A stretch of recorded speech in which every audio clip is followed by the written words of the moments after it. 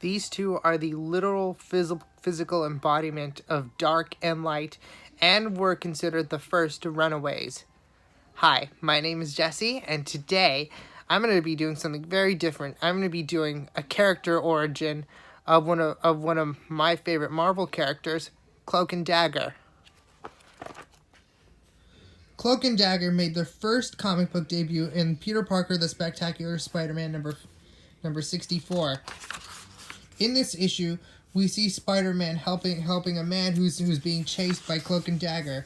We then learn that he's a drug dealer, and we first get a hint of Cloak and Dagger's powers when Spider-Man goes through Cloak, and he ends up in the dark dimension, and we see Dagger's powers, and whenever she throws daggers made of light, and they just phase through him, thus stunning him. They both claim that they were punishing him for his crime. At first, these characters, they seemed to be a bit of a mystery, but it wasn't until later that we got an official origin. But it wasn't until Cloak and Dagger number 4 when the characters were given an official origin. Were introduced to Tyrone Johnson and Tandy Bowen. Tandy Bowen, she grew up in a wealthy family. Her mother was a model. She was very rich, but Tandy's mother was very neglectful towards her. And she was a ballerina, but she wanted more with her life, so she ran away. And I bet you're wondering, where's Tandy's father in all this? She's gone. Her father's gone. He left all of them. Tyrone Johnson grew up on the streets. He was very poor, and he had a very terrible stutter. But he had one thing that was good in his life. His friend Billy.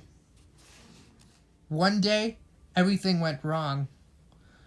Billy and Ty, they were walking by a store that was being robbed. And the cops just straight up shot Billy.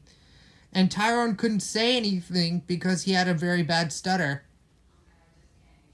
Then one day, their paths intertwined. While Tandy was on the streets, a robber took her purse and Ty got it back from the robber. And Tandy, she was so grateful to Tyrone that he bought her that she ended up buying him lunch. The two really hit it off.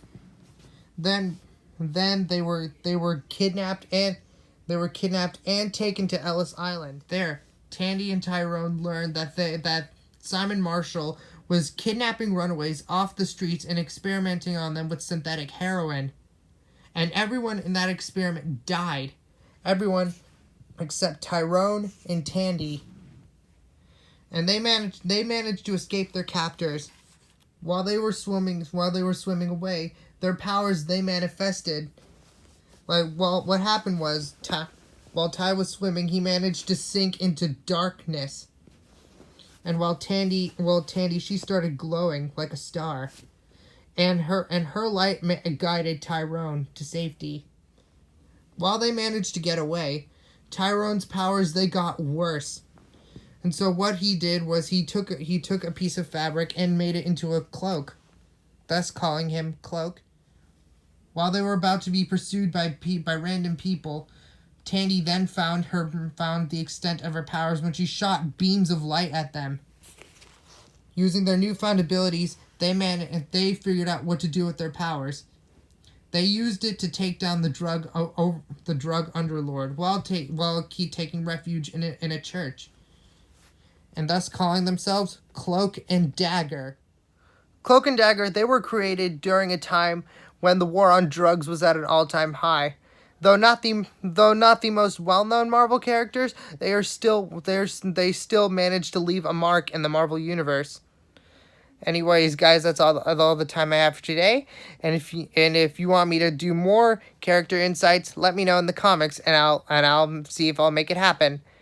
Anyways, that's all the time I have for today. Also, make sure to subscribe and hit the notification bell to get notified every time I post a new video. And as always, I'll see you guys soon. Bye.